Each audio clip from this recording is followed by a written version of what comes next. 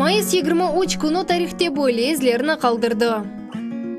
Бүгін чоқ мемлекетлерде халқара қаплы бақанын күні қайдетілі. Белеке қаплы бақа бой үкімет зенгінліклі чоқ вақы девамында яшайшының тымсалыдыр. Азербайджан мемлекетінде шу күні экология ве табиат ресурсларын әзірлігі қадимлерінің күні қайдетілі. Таджикистанда генчлерінің күнідір. Ямайкада есе еме күніні қайдетелер.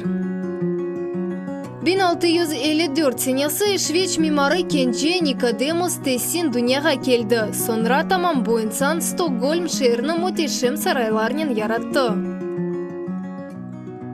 1734 сенесі Австрия екімі зиманеви гипнознан селефі Франц Антон Месмер доғды.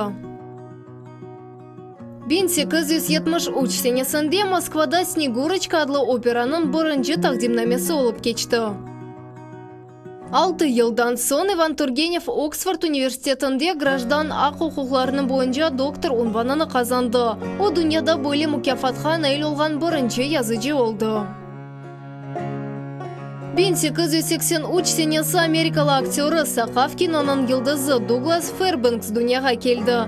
Америкалы кино санаты академиясының бұрынжы президенті сайылмақта.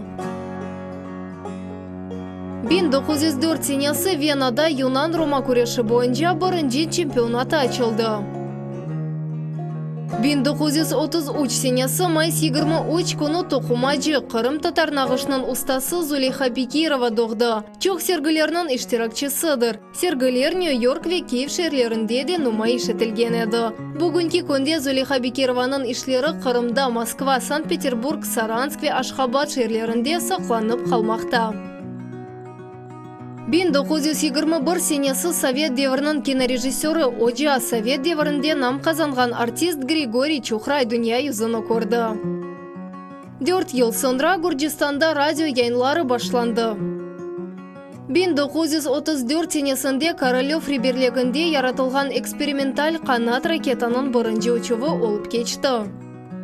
Шу сенесі америкалы кешвиячы иш адамы электрон музыканың пионері, синтезаторның яратычысы Роберт Артур Мук доғды.